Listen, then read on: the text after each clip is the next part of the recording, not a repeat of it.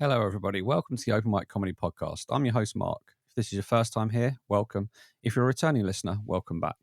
This podcast is here for everybody on the open mic comedy circuit, whether you're a comedian, an MC, a promoter, or a tutor. Hey, even comedy fans who enjoy watching the stars of the future take their first steps. If you're thinking, I could do that, then this podcast will guide you on what to expect on this crazy circuit, right from those in the middle of it. Today's guest is someone who needs to do more research on his Wimbledon winners. He makes some great party balloons, has a collection of colourful party caps. It's time to cleanse your souls, people. Please welcome to the stage the man behind Yogie Belle, Michael Yanny. Hello, Michael or Yogi. How are we going today? Michael for now. Michael's suffices. It's hard not to. It's the Michael is. It's a great name. It's a bit very dull. You know. no, everyone likes. You just can get away with murder with being a Michael. Not so much with a Yogi though. He just. You can't get away with much with being a Yogi.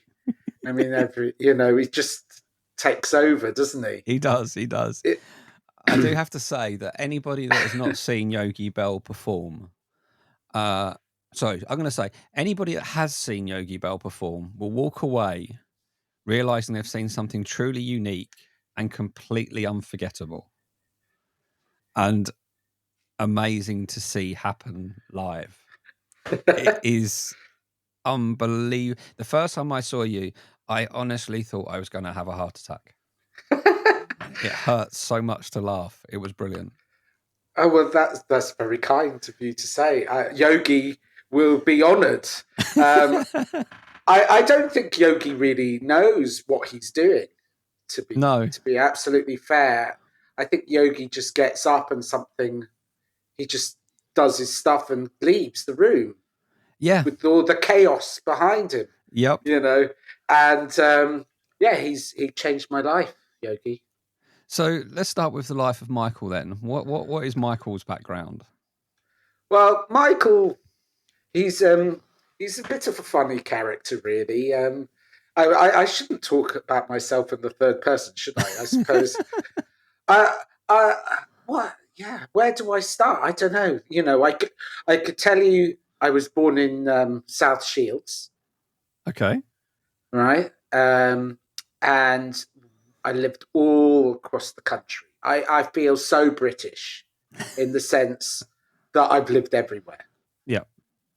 Apart from maybe the northwest. Okay. Yeah. I haven't lived in the northwest. Northeast, Newcastle, Durham, Wales, Swansea. Do you call that north? If you're in London, that's west, isn't it? Yeah, that's just west, I think. Yeah, and a bit of Tunbridge Wells, Maidstone, back up to Hertfordshire and Surrey, and then I think I found my home in London. Okay, so your actual background in terms of tell us about it, because I know you're a writer and a director, aren't you, by trade? Yes. That is my first.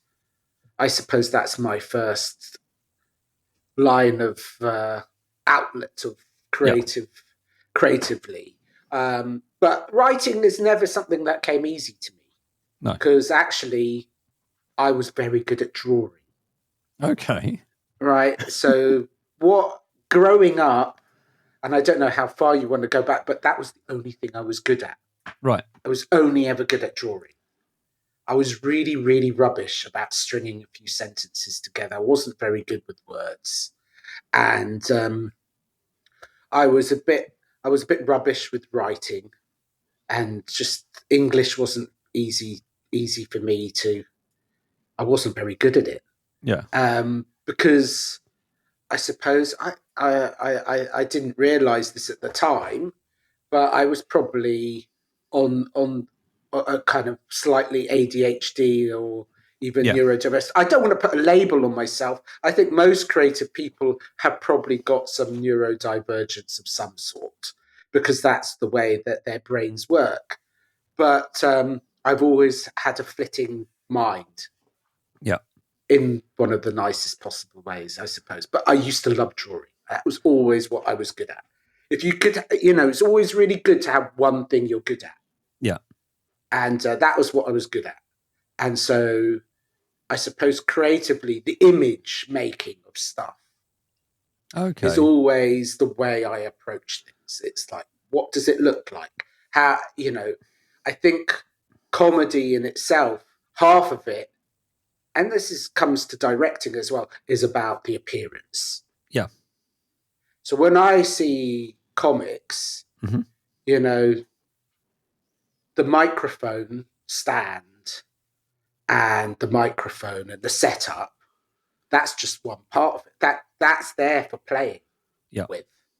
And so I think a very, very, very talented comic who I hold very dearly and have a lot of admiration for is someone called Stephen Catlin. Okay, And I did a gig with him at Brighton Fringe recently, where I completely, in my opinion, stunk the room out. I was absolutely dreadful. I fell over. Well, I didn't fall over. Yogie fell over. And it was a disaster, in my opinion, because I was kind of like subjected to this little stage in the Carolina Brunswick. Yeah. And it's not very big. It's not a very big stage at all. And I've got balloons coming out my arse. And I've got, stuff. It's all over the place. And I started hitting the wall, fell over the stage, knocked over the mic stand. And there was about 7 people in front of me, just looking at me, going, "Oh my God, he's dying." Yeah. And most people would laugh, someone falling over, but they all just looked at like, "What the fuck is going on here?" I shouldn't swear, should I? I'm not going to swear. Fine. Swearing's fine. So yeah, that's what happened. And anyway, Stephen afterwards just said, "Listen, the stage is not your stage. The room is your stage." Yeah. And that just made total sense to me. And I thought, wise man, I've learned a lot. I've learned a lot from you there. He's always comes with little nuggets of wisdom, and he's a wonderful comic, and he's very generous with his knowledge. And I've learned a lot from performance and comedy, I suppose. Performance, being behind the camera and writing is very different from the performing side of things. Yeah. As you probably well know, Mark, we spend hours sitting there writing things up, going, "Oh, that's really funny," and then we get up and it goes out the window. It's just not working. You have to really edit it. So so editing, it's a really good. Yeah, I think stage performing, it's really good for knowing how to edit. Yeah. So when you talk about like you had a love for art and drawing and stuff in the back, so that's probably, I guess that's what's led on to like the directorship, because you're watching stuff, you're looking at stuff, you're looking at how something that is in front of you affects how you feel and what you do and how you react to something.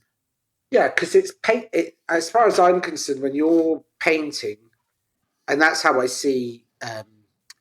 That's how I see my compositions in the frame. It's a painting. Yeah.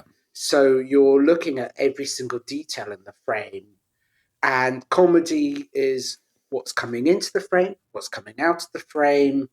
There are so many techniques, and actually, it's in the negative spaces that actually a lot of humor comes from.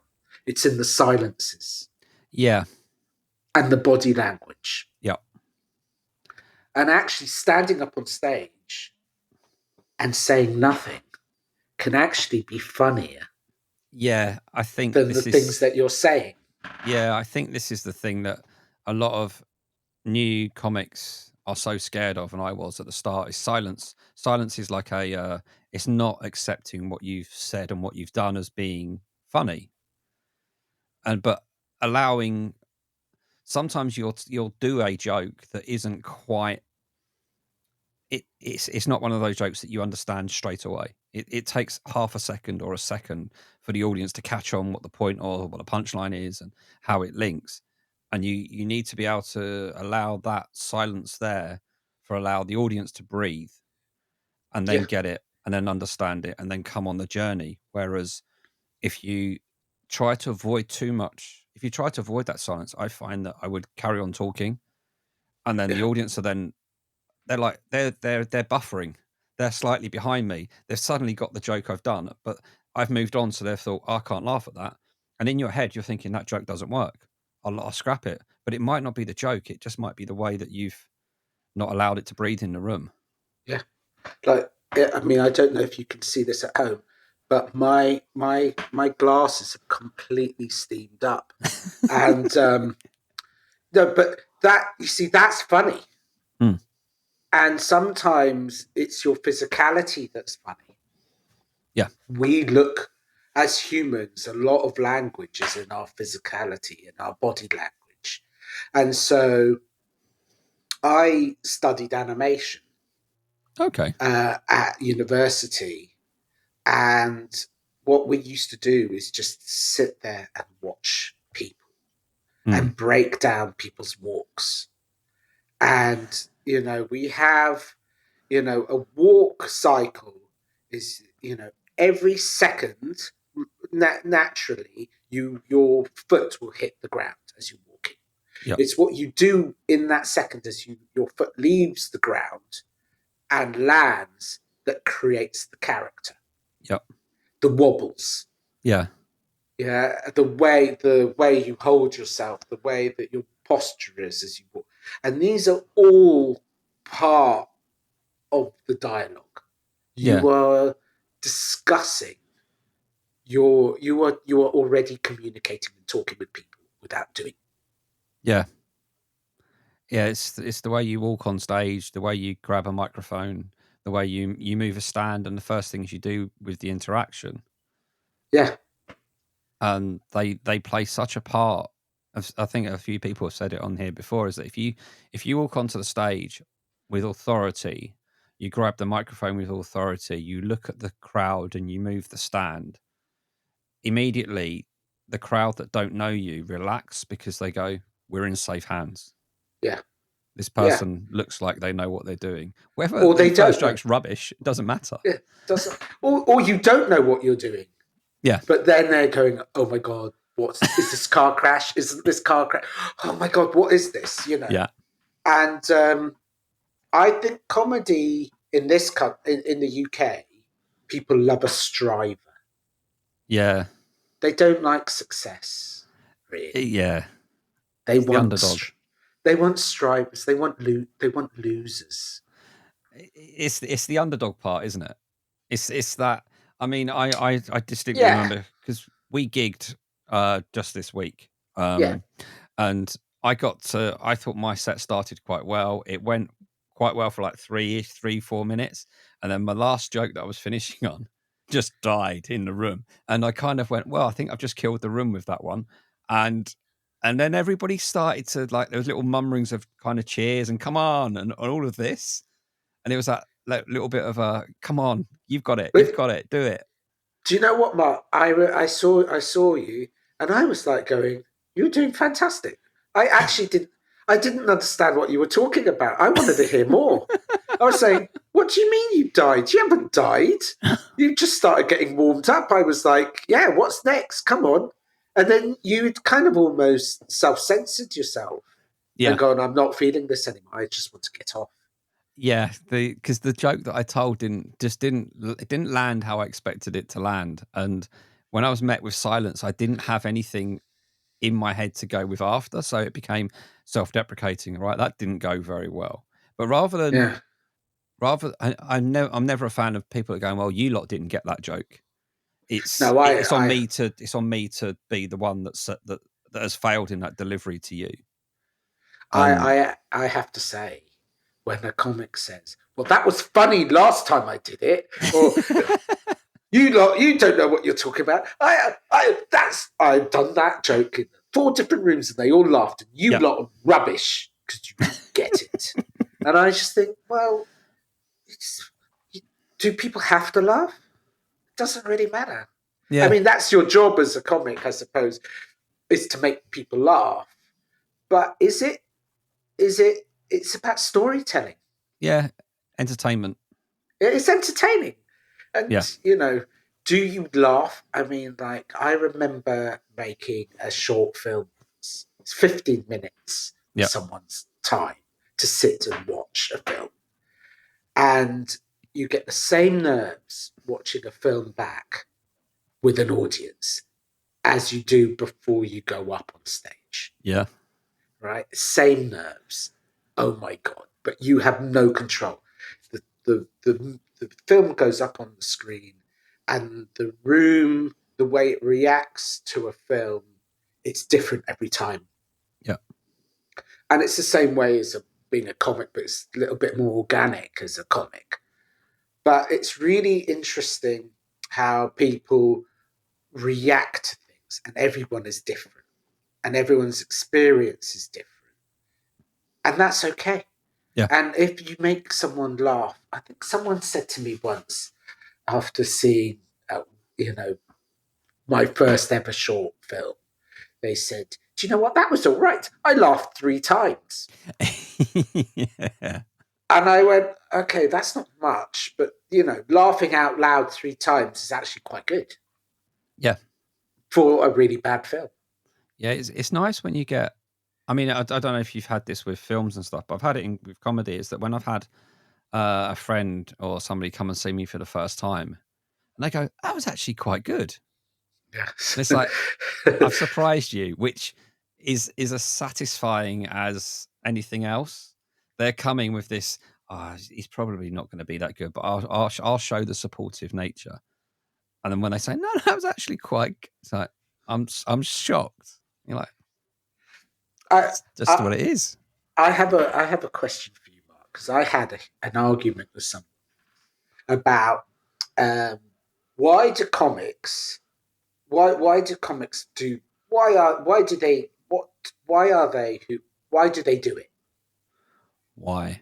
Yeah, and they said they do it because they just want to be liked. And I go, do they though? I disagree with that statement. I disagreed with that statement, and we had a huge argument about it. And then he told me to fuck off because I didn't agree with him. But that says more about him. But do you think comics do it because they just want to be liked? I don't want to be liked as such. I want to entertain.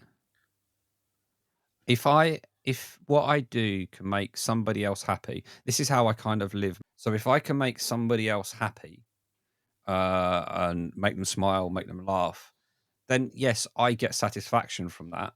That's what feeds me. It's not about being liked.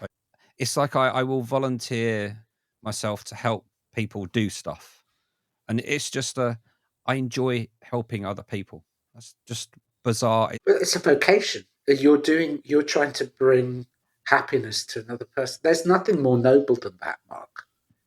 I don't think smiling, making another person smile, yeah, and letting them forget, just for that little moment, their miserable existence.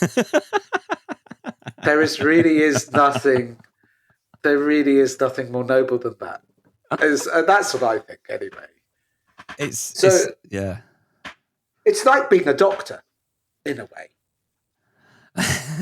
You're not healing a disease as such. Yeah. If life is a disease, you are, in a way, just shedding just a little bit of light and going, do you know what? I'm going to give us some perspective.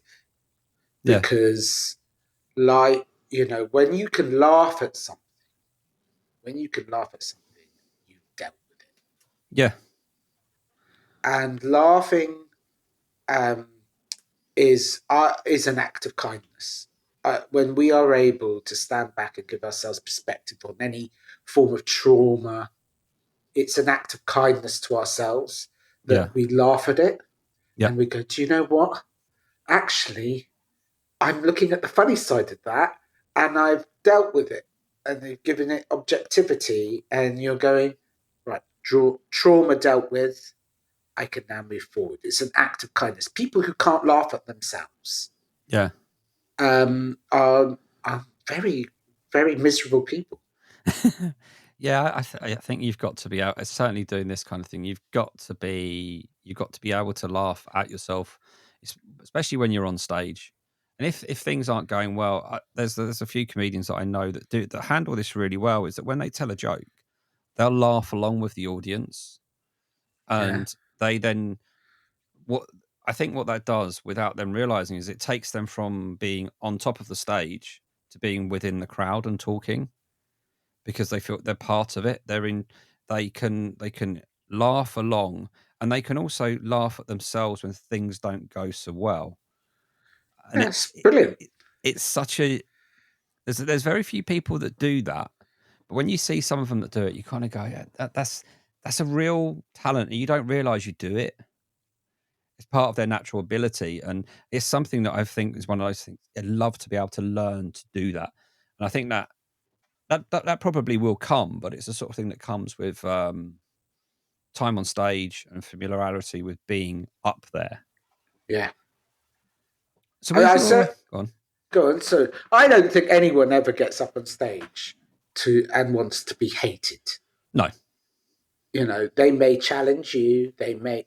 Uh, well, I mean, there's some people who are just doing comedy just for themselves, and they get up on stage and they're really deeply, deeply offensive and mean and horrible to the audience.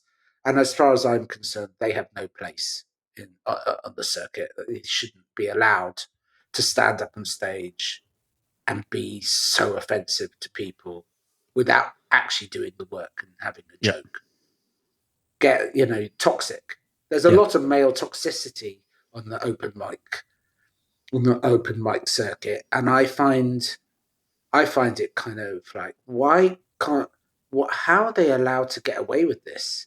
They shouldn't they shouldn't be. But then at the same time you don't want to censor them because people, in a way, they are helping you go, I don't I don't like this. Yeah. This is that you're being assholes. We don't agree with you. Yeah. So do you know what? I'm going to put two fingers in my ears, but you know, people who think like that do exist. So you Yeah. can't just rub them out, can you? So anyway, yeah, there you go.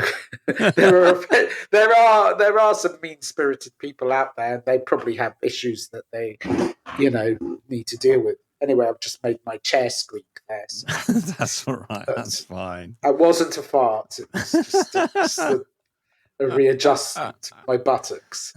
Um, But I was going to come back to your you're talking about short films that you've done. yes, So the short films and the directing things, I guess, have come before you've got onto stage. yes. So how's that journey gone from your short films and directors and stuff to, and what tell us what you've done short film wise and stuff like that anyway. Um, Okay, so I did a short film, an animation at college, in my graduation film, and that was screened at the International Animation Festival in in Cardiff back in the 90s. Yeah. And I remember MTV was huge then, and I really wanted to make MTV idents and animations and things like that. It's really showing my age. Uh, but yeah, I grew up with MTV. Yeah. That was the cool brand at the time. And all the little graphics and things like that, BBC Two, idents with, the comedy that came with the two idents. These were all the little things that really caught my eye. Yeah. And going, God, that would be fun to do. But it was so but they were all very animated, and it was all about the visual. There was still writing. I didn't realize that there was writing involved in all of that. Mm-hmm. And to be able to sell an idea in, you have to be able to convince other people with Yeah. your words to invest in you. And that I thought, oh God, I'm not very good with words. I'm really going to have to work at it. Because visually, all of that side of things, I've got a sense of humor, but I wasn't very good at putting my thoughts onto paper. Yeah. And that's something that I had to really work at. And the best way of working at it is just by doing it and Yep. making mistakes and messing up and fucking it up and just going, oh God, I've got to really work on that bit. Oh, I'm not very good at that. Right, let's work on that. And just be patient with yourself. And I've been very patient with myself, and I still think one day I will make it. But you just have to just keep plodding along. What? But then there was a point in my life where all I ever thought about was my career, and I was very dull. And then I realized, actually, what life is for living, and I wanted to actually have fun with all my peers. Yeah. So I lived a bit. And So that come was on then. fun as well. Go on. What what I know you've won an award or two. Yes, I have. Yes, I've won. I've won. So my last short film, I won. I won Loco, which is London Comedy Film Festival, with the short starring Alex McQueen Okay. and David Sharl, Rebecca Lacey, and Tracy Brabin, MP. Ooh. Yeah, there we go. She wasn't an MP at the time, but yeah, that was just in a room. It was in a restaurant, and it was about a lottery.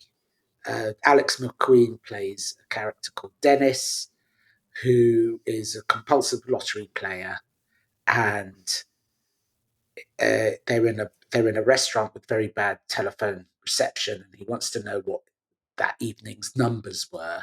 And while he goes to the toilet, his wife and his mates around the table collude and go, let's see what he would do if he thinks that he has actually won the lottery. And so the whole setup is is about a practical joke that Yeah. goes horribly wrong. Fair enough. And that won London Loco Comedy Film Festival.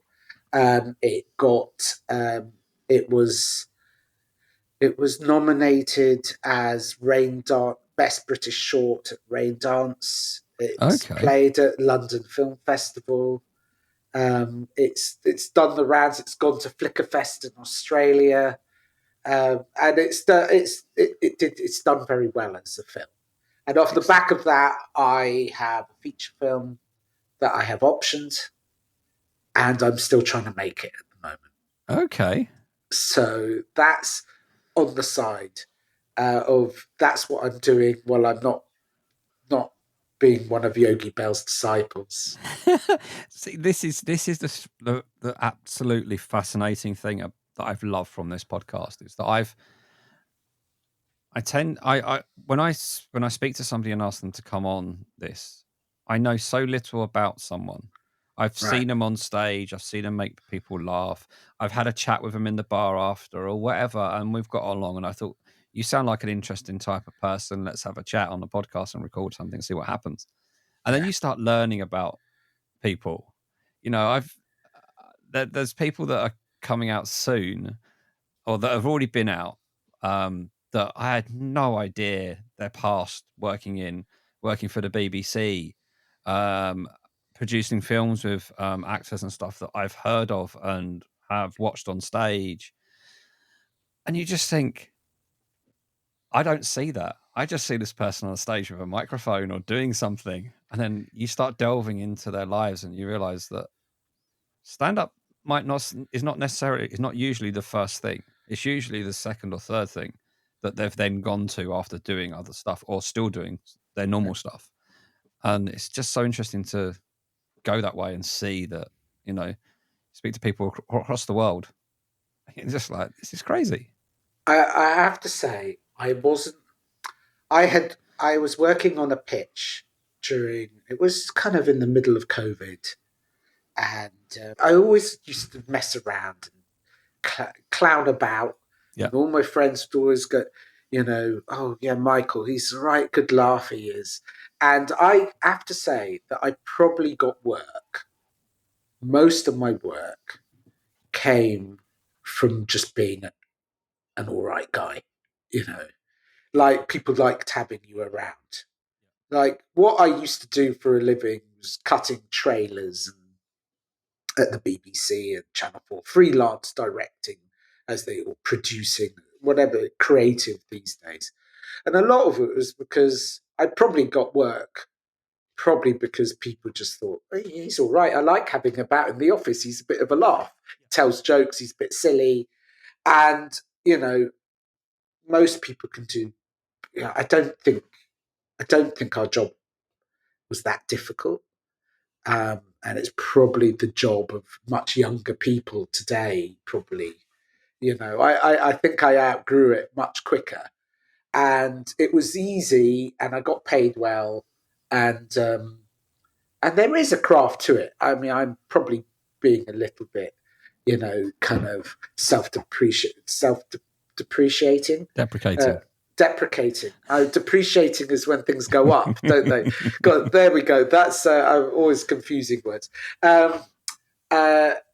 So anyway, that's so I think yeah. Anyway, when COVID happened, you stopped being in people's faces. Everyone's working from home, and you just fall off people's radar. Mm-hmm. Anyway, but okay, where's this story going? Oh yeah, so I was doing a pitch for a commercial, and the producer, who's a very very good friend of mine, I love him to bits.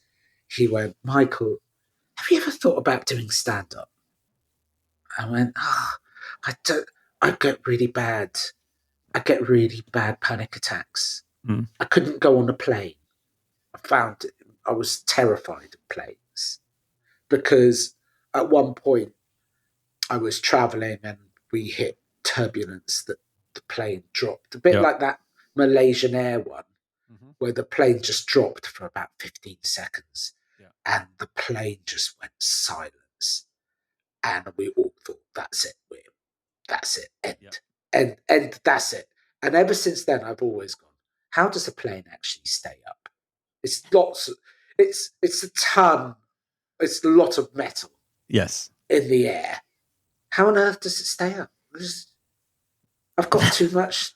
I haven't done everything I want to do yet. How is it? And everyone goes, oh God, Michael, it's just science. Yeah.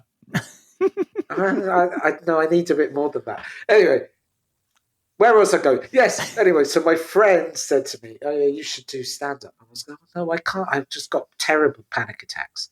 He says, just do the Logan Murray course. Yeah. Which is Logan does a course at the Museum of Comedy. He's brilliant. Mm-hmm. And I went, oh, all right, fine, I'll do it. And that was right at the end of COVID. And I went, let's just, yeah, fine, let's do it. Just, I haven't got anything else to do. I need to get out of the house. I've been homeschooling my daughter. Yeah. And all of a sudden I'm at home being primary carer. My wife would go out to the office as soon as she could. Oh, I've got to go, and she's at the house, and I'm just at home. And I've never felt like, I think I'm an extrovert and I need to be around people, and all of a sudden I have the life of an introvert. And I wasn't finding it very easy. So I thought, right, let's just go and do something new. Let's push myself out of my comfort zone. So I did the Logan Murray a comedy stand-up course, and on that the first like day, we're in this room there's 11 of us in a semicircle, a bit like Alcoholics Anonymous. And we were just meant to go around the room just saying, hi, this is who I am, this is what I do, this is what I want out of this thing, out of this course, was just have a bit of a laugh. The wonderful Pete Kinsella was on this course. Okay, yeah. And as we were going round, I was having a panic attack. I was just like sweating, terrified, absolutely terrified. And Logan Murray, he said something along the lines, there's two things that stop you from being a stand-up comic. Anyone can do it. One, giving your fear a name. Mm-hmm. And number two, just silence your inner critic. You were the cause for basically anything. You are basically the main cause of anything that you don't do. It's because of you. It's your fault. I'm not saying it's your fault, Mark. I'm saying it's my fault or our fault. Oh, yeah, your personal fault. If you say I can't, it's you are the one who's saying that. That's what's stopping you. It's your mind. Yeah. And that shift of me standing outside of that and going, actually, no one really cares in this room. No, everyone's in the same boat. Yeah. And actually, I don't have to be good. I don't have to be perfect. I don't have to even be funny. Do you know what? I can absolutely fail and make a total tit of myself. And I'll walk out the room and no one will care. Yeah. And the only person who's going to remember it is you. Yeah. Yeah, I remember I did a course, and the first thing they did was a similar thing, all round in a circle, with 16 of us. And I just so happened to be like the second or third person who was going to, and the thing was, please just say your name and tell us something about yourself, just one fact about yourself. And I just went, my name's Mark and I'm absolutely petrified. It was just like, but I could, when you put me in like a little subgroups of like 3 or 4 people, I'm fine. But I'm in a room full of 16 people, and then I'm like, whoa, this is weird. But 3 or 4 people, I'm good. That when it gets bigger, it's like, no, this is scary as hell. But you do soon get over it because you grow in confidence with that group of people. Yeah. And they become friends. I got over my fear of flying because of that experience. I now am not scared of flying at all. If I don't like flying because of carbon footprint, which is kind of nuts, really, because now being Richie Rich, like Richie Sunak, on his little private planes around the country, you're kind of going, flying is seen as evil. Yeah. So I don't, but I am not scared of it anymore. So that was around the COVID era, what, 2020, 21? Yeah, around that, yeah. Yeah, that's correct. I don't know anymore, but yes, it was around that. Yeah, it was 2020 to 21 around there. So you've been in stand up now for about 3 years, or as from Coming that up, point onwards? 2.5 years, I think. 2.5, possibly, maybe a bit more. Coming up to. So when you actually started it, did you intend to do a character act? Have you ever done? Did you start as Michael? I did one gig as myself. Yeah. I managed to. So we were kind of. It was building up to doing our end of course show, and I managed to scrounge a 5-minute spot, open mic spot at was it Rising Star Comedy? Oh yes, yeah, I've seen that one advertised. Never in done the it. Crown or something like that. It's near in Holborn, around there. And I took some material with me there, and I didn't. I was very bad at timing. I think I went a bit over my 5-minute allocation, and had the mic taken away from me. And I had asked a lovely comic called Connor. He's the model. Connor Do Yates. you know? Yes. Yeah. I asked him, could you film me doing this, my stand-up? And he was being really super friendly to me beforehand. But when I returned to my seat, he was just incredibly cold. You went over your 5 minutes. Yeah. You selfish little shit. And it was bad enough not having the microphone snatched away from me. But I just realised, I think I did a whole set about pigs. Okay. And it was about pigs being they get a bad rep. Yeah. You know, and basically what is everyone's issue with pigs? Is it because they're like single-use animals? You know, like cows have multiple uses. They give you milk, meat, leather, sheep, wool, meat. Yeah. But pigs is just really delicious, and that's it. Never thought of that at all.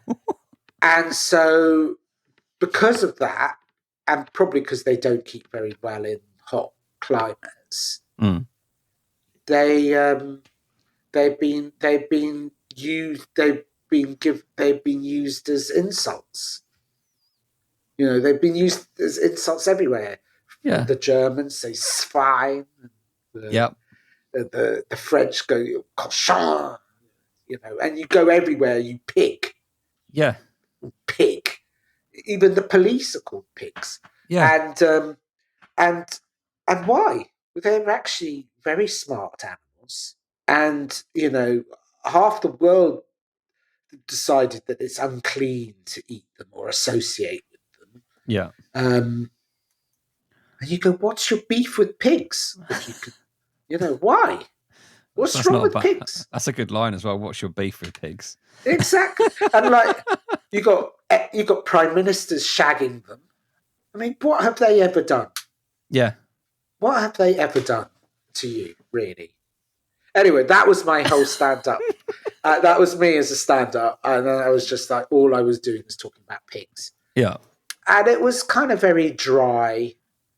And I didn't necessarily have like, it was a bit, Logan said he thought I was a bit like Ed Axel in my approach to comedy.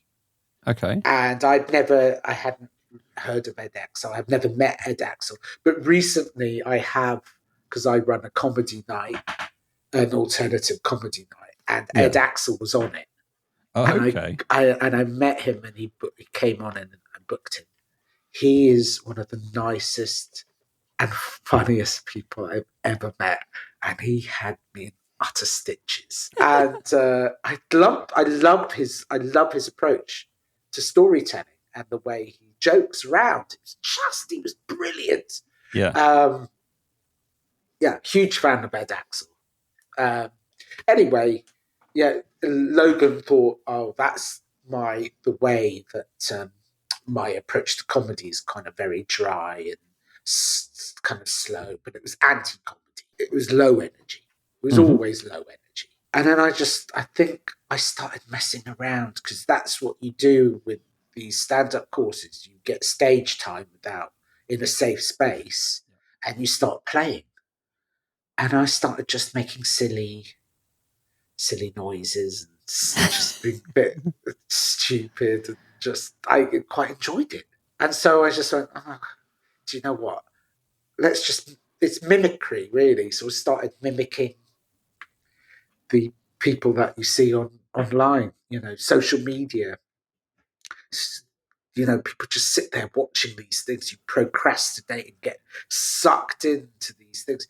And you're just going, wow, God, it's like channel hopping, isn't it? And there's just so many odd things online. And Yeah. then you just go, yeah, and people are so serious. And that's what I think that's what drew me to exploring that world. It's like, oh my God, there's a wealth of stuff to mimic here. So was Yogi the first creation, or has there been a Yogi Mark 1 beforehand or something Yeah, before what he we see evolved. today? He evolved certainly, because at first he was more of a beatnik, and he had a turtleneck, and he was just dressed in black, and he was more Darren Brown. And then all of a sudden, then it was a T-shirt with the word coach and ASMR, a long sleeve T-shirt. And then someone said, "Oh, I like your T-shirt," and I went, "What?" And it just completely flummoxed me. Then I had found this long robe, Jedi Yeah. hoodie robe thing that I had got as a souvenir from a trip to Marrakesh, and it just sat there, just gathering moths. And I was just like, "Do you know what? Let's just repurpose this and just have a bit of fun with it."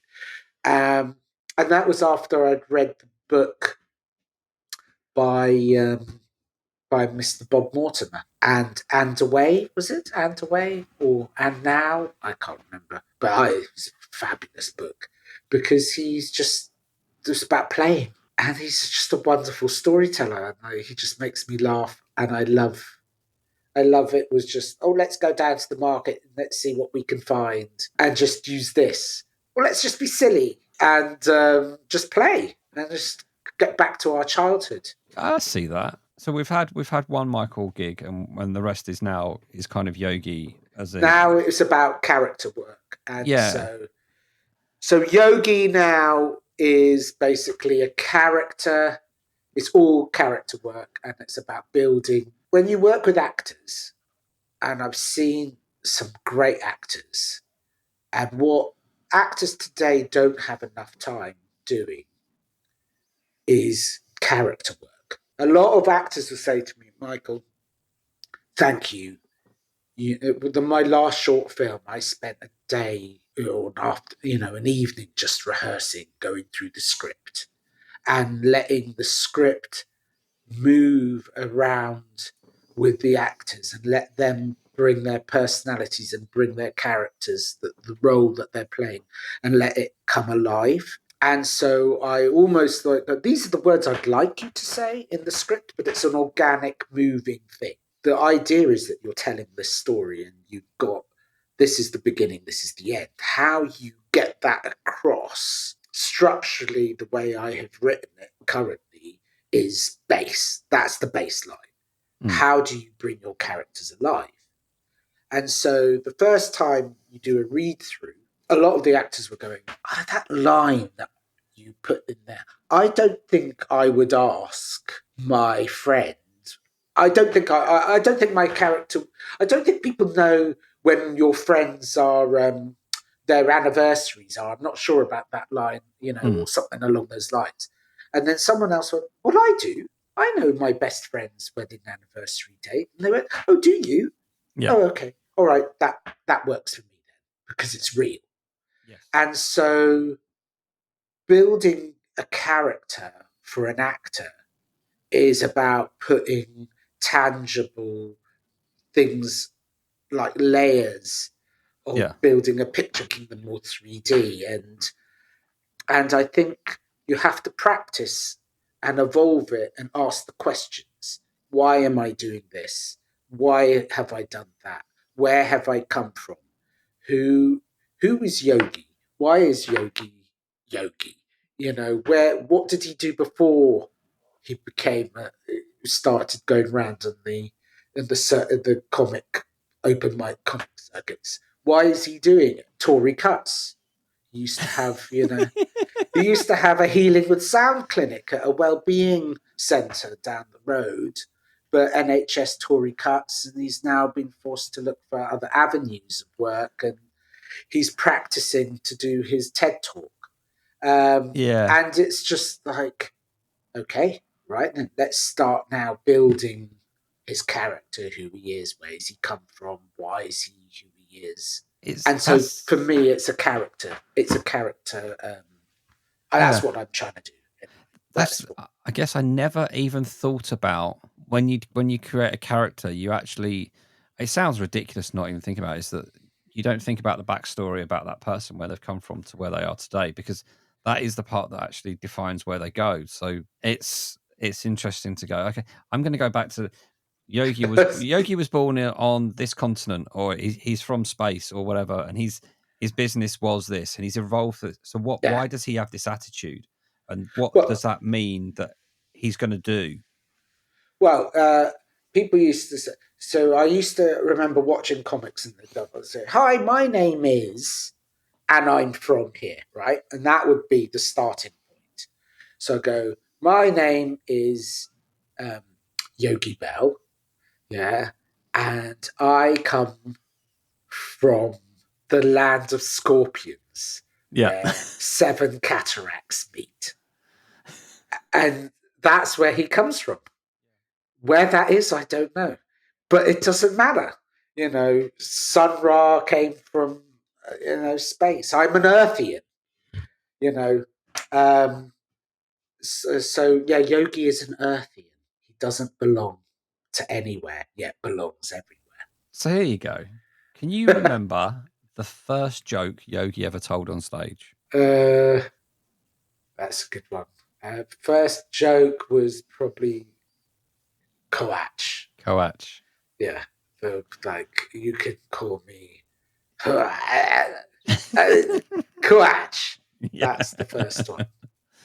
I'll tell you what, if anybody hasn't seen Yogi and you don't know what we're talking about, just find out where he's performing and just watch it. It'll And make I've sense. still got it because I enjoy doing that one. Oh, I bet.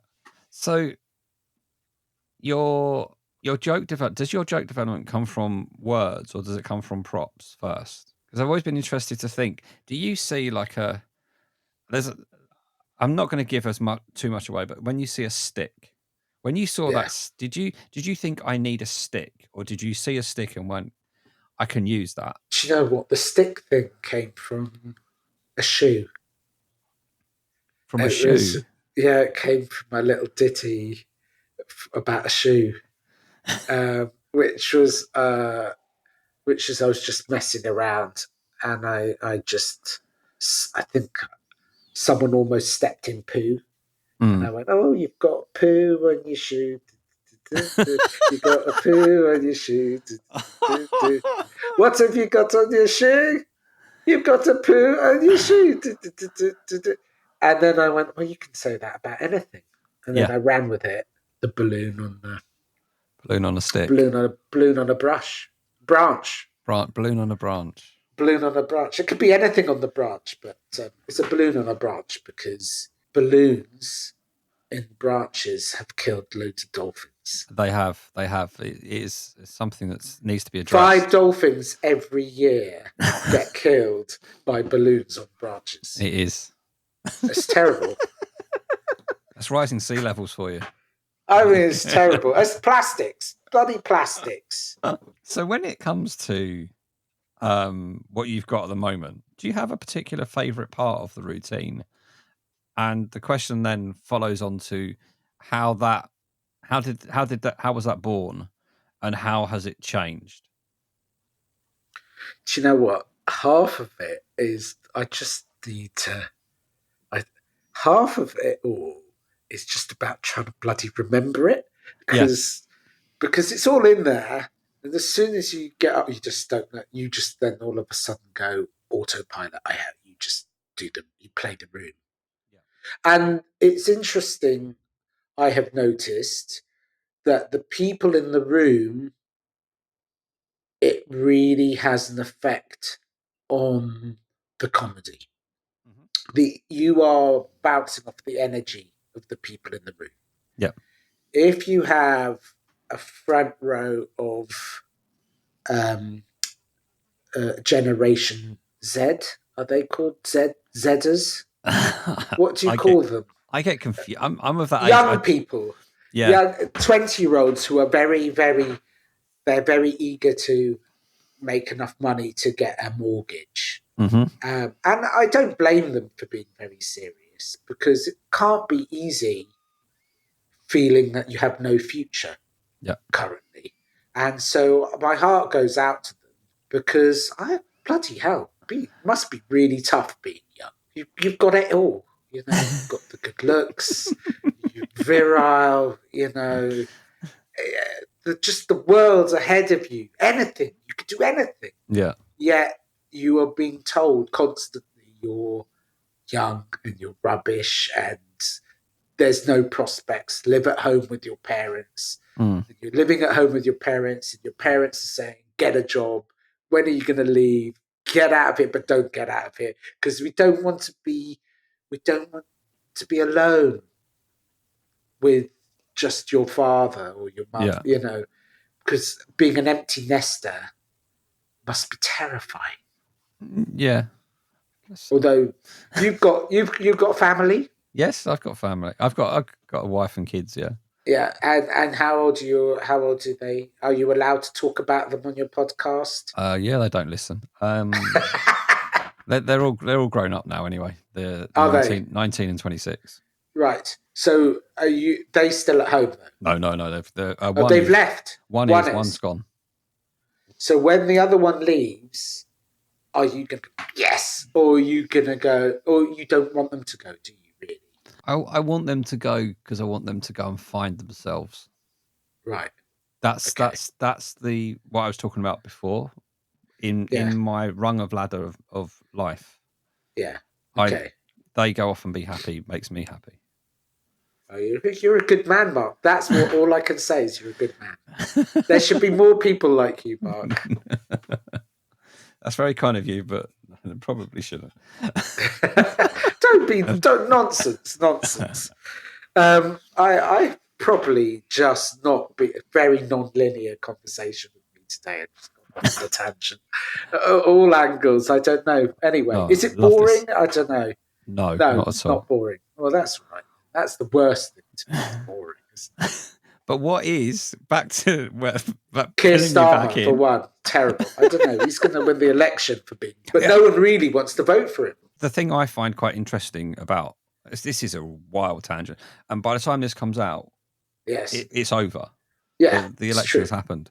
But yes. I find when people go, "Oh, we don't want somebody boring," it's like, no, you do want somebody boring running a country. You need sensible, boring people running the. Look what happened when they decided to put Boris in charge. I swear to this day that Boris was, I might be speaking out of turn here, Boris was voted as London mayor as a joke. It was one of those things that the British have this sense of humour, don't they? When they got asked to name a boat, they called it Boaty McBoatface. Yes. Boaty McBoatface. Exactly.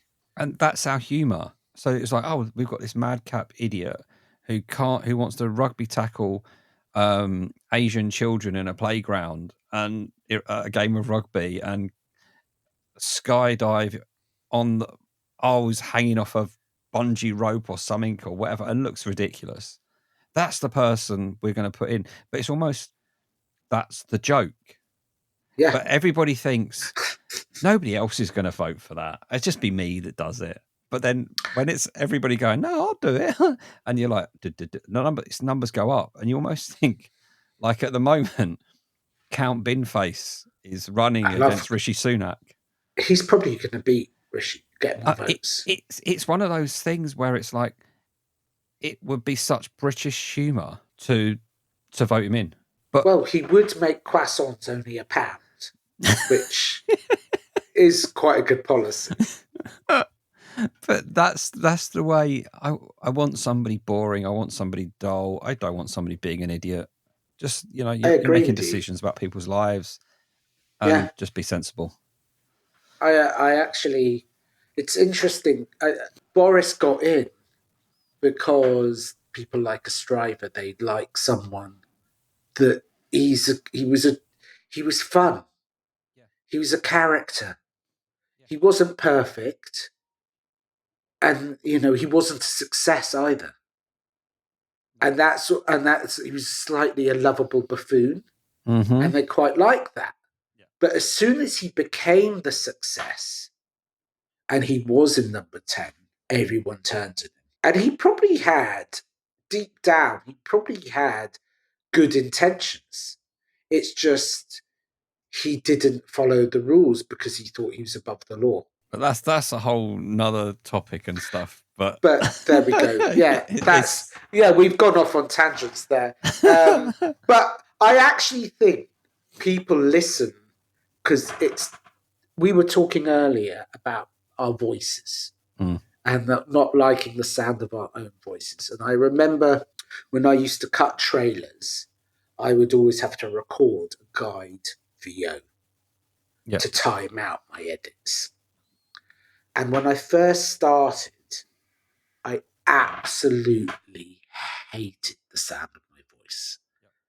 Because, oh my God, it's just a whiny, nasally, awful, just, oh God, I can't stand listening to this person. And you train your voice. And there's a thing that people, it's about the timbre in someone's voice that creates that's why people listen to them. Because they sound good. Oh, you've got a good voice. I like the sound of you. I want to listen to you more. You may be talking utter shit, but your voice is great. Yeah, I get that. So anyway, what's your favourite joke routine? My favourite joke routine. That I've ever seen other people do. No, that you do. But it doesn't have to be your best routine, but it can be your favourite. I think there's a differentiation between somebody's favourite and somebody's best.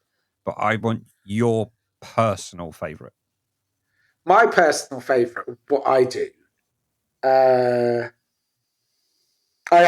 Recently I've been very much enjoying Balloon on a Branch, because I've started not to be. I take the mic out the stand and start getting into the audience with the balloon and start rubbing people's faces and slightly cringe with it. But I find that people really respond to it, and I don't know why people are responding to it, but it's fun. It is. I do remember from the other night when you've got the branch out there and you ask somebody to do something with it. I won't say it. Somebody goes, "Is that a finger on the end of the branch?" Yes, I whittled it myself. I was like, I'm thinking, I've actually seen that because I sat in the front row the first time I ever saw you, and I noticed that. And I thought that looks really weird. But when you see somebody else point it out, it's just like, oh, this is just it's deliberate and it's subtle. It could just be a normal stick, but it's not. It's got something else to it. Yes, I think that's. I used to really enjoy when you're told to close your eye. I tell the audience, close your eyes and open your ears, and then just listen to the sound of me rustling stuff in the microphone. Yep. And I always find it quite enjoyable to see how many people actually close their eyes. Yep. And they're going, oh my God, everyone is closing their eyes. Yep. And you go, people just want to be entertained. And then taken on journeys far away from their own existence. Which is what, like, the great comics, what they do is to take you on journeys. It's about the storytelling. And seeing Sam Campbell talking about an email that he got, and then it went, someone's just, replied back to him, and then all of a sudden he's replied to the email that he's just received from them, and then it says out of office. I've just seen you over there. You're not out of office. Why? How can you be? You just sent me an email and now you're out of office. Yep. Right, I'm going to show you. And then he takes you on this journey. He's gone out of the window, managed to zip line down to his neighbour's bed, knock on the door. The door opens. Goes, you're not out of your office. But I was like going, he's taken an everyday little thing and he's taken you into a far-fetched world of your imagination. And you can go anywhere. And that is what stand-up comedy does amazingly. Because to do that as a filmmaker cost lots of money, special effects, but to do that with a microphone and just words, you can take anyone anywhere if they want to go along with the journey with you. The thing I find when I watch you do your thing, and I think I've seen it 3 times now. There was the point where you asked everybody to close their eyes and open their ears, but you had somebody on stage, and you blindfolded them. Yes. And then the thing happened after that, and that I mean, I honestly thought I was done. I thought it was like 999, get me out of here because I can't breathe. Yeah. But there's a really, I don't know if this is deliberate or not, but I always have a question. I always feel like there's an open question at the end of your set, and it's like, the hats, what are they for? And I've never seen them as part of it, but because when you come on, you've got things hanging off of you and stuff like that, and there's little bits, and if you're into comedy and stuff, you start noticing them, and you're just like looking at this. I don't know how many, 6 to 10 hats all piled together, just hanging off the side of the robe, and you're thinking, what are they for? And then the time's up, and you're like, maybe you'll do it next time. But it might not be for anything. It's just there for decoration. But whatever it is, it's one of those things, it makes you want more. Like you were saying to me about what's the next bit? What's the next bit? And it's not like, get this person off, I want to see the next. It's like, no, I want to know what's going on here.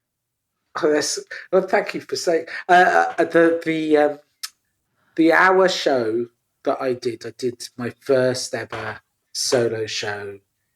I think at the Penn Theatre, which is a brilliant venue. And I did an open mic at Christmas, and the person, MJ, who runs the theatre with her husband, I think it's her husband. Anyway, they saw me do 10 minutes, and they went, "Oh my God, we love you," and we had an open application for people to support people to do their own shows. You don't have to apply. You have it. We would love to see what you're going to do. Excellent. So we're going to support you, and we'd like to see you do an hour show. So all of a sudden I've gone from doing, 15, 20 minutes here and there, tens, mostly tens. Yeah. I don't think I do very well as a 5, and doing an hour. And I was like going, because you write everything down. I've written all of my material down, and it's about 30 pages. Now, in film terms, it's about a minute a page. So I'm going, I've only got half an hour. But, when you're performing live, it's not a minute a page. It just, you have to play the room. Yeah. And sometimes things take a bit longer. And actually, I ended up having way over an hour. And I'll go, okay, that's good. I need to edit now. Yeah. but that's, so yes, I had people come to the hour show, and one of the comments was, it works better when I've seen more. I can because understand that. you start to get the character. And there were people in the audience that had never, ever, they had taken the punt on the show completely. And they wrote one of the loveliest reviews, which was, we know lots of gurus like this person. It's really realistic. It's so realistic. We totally believe him. Yeah. Absolutely wonderful. We were laughing from the beginning to the end. And we enjoyed the show very much. And I told that, I was like, oh, that's proper success. That is. I've made 2 people happy that didn't know. Yeah, you're making people happy. Yeah, that's what it's all about, isn't it? Okay, you've done an hour show, and I don't know if you did this in your hour show. I ask this question to every comic, and it's, if you was ever to become super famous, and you're going on to do your breakthrough massive show that's going to be filmed for Netflix or live at the Apollo, right? And you have to pick your the music to walk onto the stage to. That's good. What does Yogi pick, or does he not pick? Well, coming on stage, he would just, it would be the singing bowl. It would just be A. The singing bowl is the tune of A, Okay. which is for your throat chakra. Okay. That basically gives you a voice. Right. So the note of A on the singing bowl is to open your throat chakra to give you a voice. Okay. And I remember that singing bowl. I had got it from a place in Camden, and the guy who said, he says, "You choose the bowl. The bowl chooses you." And Okay. he says, "Oh, you've chosen the throat of A, and you're very good with your words. I'm fascinated at why that was the one that chose you, because you're already good with your words." Yeah. And I said, "Oh, that's interesting. Maybe I won't forget them."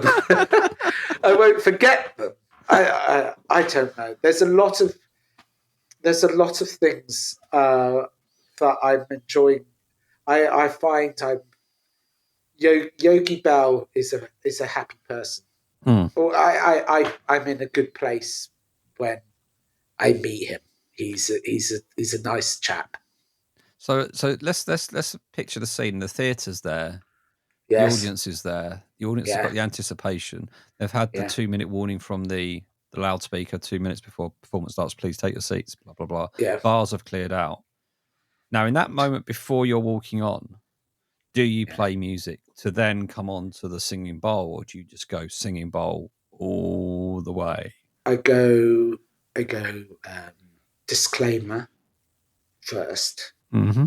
whispering disclaimer saying, warning, anyone suffering from the fear of sound or may find this performance, um, you may find this a bit discomforting. Mm-hmm. And then you come with the singing bowl. That's how it would begin, with a Cool. warning, just like Jackass. Yeah. I think that's great. I think it must be quite weird in a way, thinking when you get asked a question like that, to think of it outside of the realms of yourself. Yes. Yeah. It is weird. It is weird, but yeah, I'm going to do a clowning course with Dan Lees at the end of July, Mm-hmm. and I'm really looking forward to it because I think I've still got loads to learn. Yeah. And I'd be really interested to see, because people keep telling me, "Oh, you're a clown." And I go, "Oh, am I? Oh, I suppose I am." I didn't really know what it was called. Yeah. What that humor, what I was doing, I didn't really know what it was. Anyway, so I just decided, okay, I'm going to do a clowning course. I quite like clowns. Mm. You know, they're very funny. I saw Dr. Brown the other week at the Soho Theatre, and he's wonderful. He's so wonderful, and to sit in an hour and be totally and thoroughly entertained and mesmerized Yeah. and taken on a journey of storytelling without a word being spoken. Wow. That's And something. not being bored. Yeah. Not Yeah. being bored. Yeah. That's what I like when like I said about like the caps. There's always something there that makes you think this what is it? It's almost like when you're watching a TV show these days, and they go on like a mid-season break, and you're just left with this cliffhanger. Is what What what? next? Yeah, Yeah, leave people wanting more. yeah, Leave people. If you ever see my short film,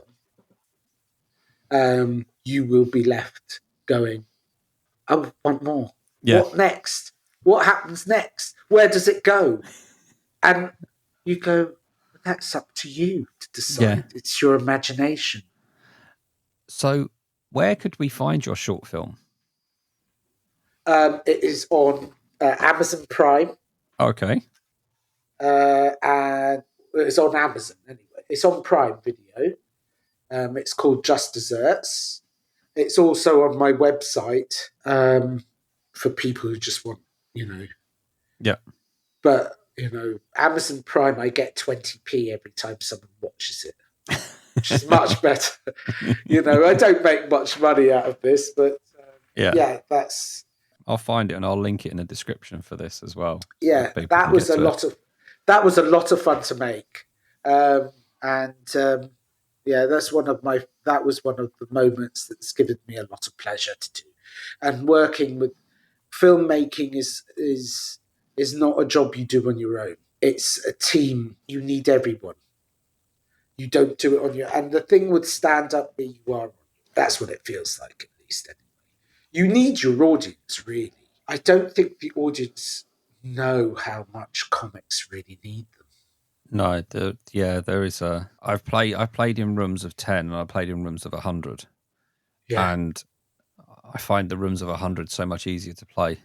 yeah, Just because there's so much more energy in the room, and that energy in a room of 10 people, if 20% of the people laugh, that's just two, but yeah, laughter of yeah, 20 people it's fulfilling, and it makes you feel like you're on the right track, so you can keep going and keep expressing yourself. yeah. And also, it's contagious Yes, because 100%. people laugh because it's like yawning. Hmm. There's a release of stress. Laughing releases stress. It's when somebody tells a joke and there's that aspect of somebody's doesn't not necessarily finds a joke offensive, but maybe it's a little bit close to the bone of some topic. But then when somebody laughs, it kind of relieves the pressure in the room, Yes. and then everybody else can then relax, because then you go, okay, I find that funny, but Yeah. expressing that on my own is a bit daunting. But if I know somebody else is laughing at the same thing, we're in this together. Oh, I can't believe they just did that. There is Oh, that did they bit. just say that as well? I did some laughing yoga once, Mark. I Laughing thoroughly yoga. laughing yoga. I highly recommend it. Laughing yoga is fascinating because it's a real insight into positive effects of laughing. Mm-hmm. Because laughing is actually a stress release, Yeah. and it just shakes up all that pent up energy and stress that's inside your gut. And it just is actually, it takes over your whole body. You laugh with your whole body and you just shake out all the pent up stress. That's why people need to laugh, to just get rid of all that tension. Mm-hmm. And if you force yourself to laugh, and this is what was really interesting about laughing yoga, is that it teaches you about laughing at yourself. And I did this, and they said, hold up your hand, put it to your face, pretend it's a mirror, and laugh. Yeah, just laugh at yourself. Yeah. Laugh at yourself. Now, belly laugh, force the laugh. It doesn't matter if it's not sincere. Just laugh, just laugh. Then just go round, walking around the room, laughing. Hold up the mirror at your so go to each other and hold up the mirror so that other people are looking at the mirror, but Yeah. the mirror is looking at them, and then laugh in front of other people at yourself, and just keep going, keep going, keep going. Just laugh, laugh, laugh. Practice the laughing. Then they had everyone sitting on the floor, and then I'm just now breathe in, breathe out, and just laugh. Yeah. Start off just laughing, forced laugh. And I was like, what am I doing? I look like a complete and utter idiot. If anyone saw it, they all think we're absolute loons. But that's fine. So, all right, just laugh. And then all of a sudden, out of nowhere, this laugh took hold, this belly laugh that was genuine. And I was crying with laughter. Crying. I was like, and it was never ending. It just kept going. And I was going, how did that happen? And I was just laughing. And then you're hearing other people laugh, and they're laughing, and they're laughing, and they're laughing. And then the yoga was finished, Yeah. and I stood up, and there was just this overwhelming. Oh, I feel this aura of. It's like, oh my god, I feel much. I've, I've got no stress anymore for a bit, Yeah. for 5 minutes, but I just felt good. All the endorphins and all the other bits that all the feel good shit that our body produces to make us feel better Yeah. was just, oh my god, I feel really good now. I'm relaxed. I can get on with my day. I've forgotten my miserable existence for a bit. But yeah, laughing. Cool. One thing you've mentioned that I wasn't actually aware of, again, this is a learning for me as well Okay. as the listeners. Yes. You mentioned you run a comedy night, an alternative comedy night. Yes, that is correct. It's in Maida Vale. It's called Lose Your Marbles, Okay. and we've done about six. It's a monthly event. Um, the next one is on the 17th of July, which is probably, I don't know whether that will your listeners will hear that, but um, probably possibly not. But anyway, um, yes, on the 17th of July in the Elgin pub on Elgin Avenue, just a stone throw away from Maida Vale Tube. And we've got Fox Dog Studios who are coming to perform, who, if you've never seen them, are absolutely brilliant. They are they're from Manchester. They're amazing. Yeah. James Townsend is performing. Okay. We've got some fabulous comics. Really, we've got Max Norman. Oh, I know Matt. I say I know Matt. I've met Max a couple of times, and the stuff he does. Oh, he's brilliant. I mean, I've only found it today, but I've seen the first one I ever saw was when he was a pirate last year, Oh, he's and got so many characters. I actually donated to his GoFundMe or whatever it was for his Edinburgh run last year. Right. And then I'm Dick Hammer. Yes, Steve Dickhammer. Yeah. Amazing. Yes. Then there was the Best Man, wasn't there? He's on the Best Man Oh character. yeah. Yeah. And the one that really has made me laugh is when he dresses up as the lady and Oh is my walking around an god. art gallery. I'm Oh just god, like, he's I've had he, yeah, him and him together as well at the same time. And he's talking to the I normal know. public about it. And it's just bizarre, but it's so good. He's a lovely guy. He's Yeah, I want to so get him on nice. here. I'm trying to get him on here. He needs to answer my Oh, messages. oh, he's brilliant. I think Max is wonderful. He's real. He's a very caring comic. He's generous. There's a Yeah, lot of really lovely people out there, there is. and I think I feel very at home within the community. There's some real oddballs. I think I love them. I love oddballs. There is one thing I don't know. I've only saw it today for the very first time, where he's pretending to be a director. I Oh don't know if yes, anyone's seen these. I He just have. puts the chair up in a supermarket, sits there and just shouts "cut," and then Yes, goes up to a member of the public and says, "Can you take that soup off the shelf in a different way or something?" And they're like, yes, "What?"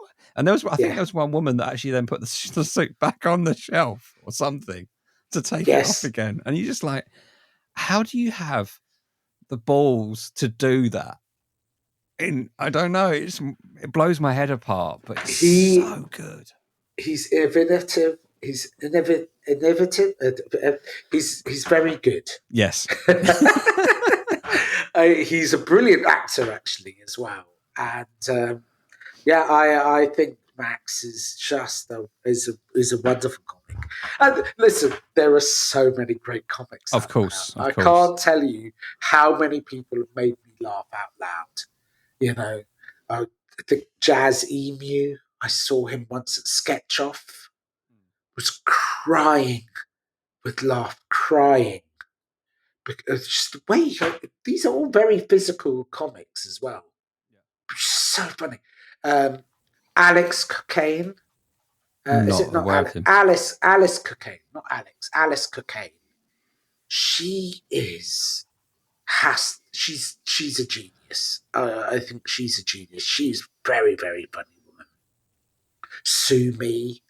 Okay. Do you know what? I'm just going to go round just going through all the comics that have ever made me laugh. It's too many, but there are some fabulous, fabulous comics. And what I find is hilarious, is mesmerizing, is that when you're doing it the grassroots and the open mic world, you haven't heard of any of these people in the mainstream. No one's ever heard of them. And you're going, there's such a wealth of talent out there. And they're all doing it for the love of it. Yeah. They're not doing it because they're going to get money or anything. No one's getting paid. And they're just doing it because they love their craft. They're learning their craft. They're making people laugh. This has been a lot of fun, but I'm gonna wind this down slightly. But I want to finish with the last segment I always do on this. If you've listened to any of these before, you'll be aware. If you haven't, this is going to be new to you, and this is going to be quite an interesting one for Yogi to achieve. I like to set all the comedians that come on here a challenge, and it's to read a joke from this joke book called "The Little Book of Shit Jokes" by Sid Finch. And the idea behind this is that you get to pick a joke. I'd like you to record it, do it live on stage, record it, tag us in it, Instagram, all of that. We get a little bit of a memory of this. Okay. But the thing is, you don't get to pick the joke from words. You only get to pick the joke from page numbers. So I don't know what you're going to get, and you don't know what you're going to get. You could get something absolutely terrible. Okay. Some people have had. But you could get some things that might be quite entertaining. And I'd be interested to see which you pick, whatever you pick, and if it would work as a Yogie Belle joke. This gets the creative juices going. Okay, so there's a book out there called The Little Book of Shit Jokes. Yep. Right, okay. And how do I pick the number? You just give me a number between 5 and 95. What, now? Yep. Okay. All right, I'll give you 95, did you say? All right, yep. 49. Oh, this one's not going to be very good. Some of these jokes are very like one-linery. I'll send you a picture of the page. Okay. And I'm going to read this now. I want you to do this on stage. Oh, okay. But you can do it. You don't have to follow the exact path of the joke, so long as the premise stays similar. People's names can change. Things could work differently. Okay. So the joke is, Billy was late for school. I'll send you a picture. You don't have to write this down. Billy was late for school. When his teacher asked him why, he told her he was dreaming about a football match. His teacher looked confused and said, "But that doesn't explain why you're late." Billy replied, "It went to penalties." Right, okay. Right. So if you can get the premise of that out in a little bit without the full works. Right. See if you can get that into a... do I have to... I can change the names? Change the names. Change the type. You know, it could be... it doesn't have to be somebody from school. It could be a client of Yogie Belle who was late. Yeah, that... I know exactly how I would work that already. But I will send you a picture of that so you've got that in full and you can adapt how you wish. Please, yeah. So basically the premise of this I have to just perform it on stage. So the next time, I think I'm on this Wednesday at Off the Cuff. If I'm there and you're there, you'll hear that joke. But yeah, I'd like it recorded and then post it on your Instagram wall, and then you tag us in it, and then it appears on ours, and then people see it. And right, okay, all right. That's a good challenge. I thought about doing. Good challenge. You know, you've got like some of the other podcasts out there do challenges for people, like the Stephen Bartlett Diary of CEO finishes every episode with somebody writes down a question that gets asked to the next guest, and this was born out of my wife bought me that joke book last year as just a bit of a joke, and I thought, how can I use it? And I used it. I did my first ever 10-minute set. I had that joke book in my back pocket because I didn't know if I had 10 minutes of material. So if I had time at the end, it was going to be, you can all pick a joke you're going to here, and I'm going to read it to you. But I kind of changed it in that the guy that ran the night was a really friendly guy, and I asked the audience to give me the number. They gave me the number, and I told the joke, and then I said to him, "I want you to repeat that joke at your next stand-up." Right. And he did, and that's where the idea came and stuck. Okay, all right. But what's your socials that everybody can get you on? Yogie.Belle on Instagram. Okay, I'll get that in the comment section, or not comment section, the description of this podcast for you. And you can find us on Instagram at Open Mic Comedy Pod. We're on the W's, openmiccomedypod.com. Whichever platform you're listening to this on, please, if you haven't already, give us a follow. A little 5-star review would be lovely. Helps get us up the charts. And until next time, thank you very much, Yogi or Michael.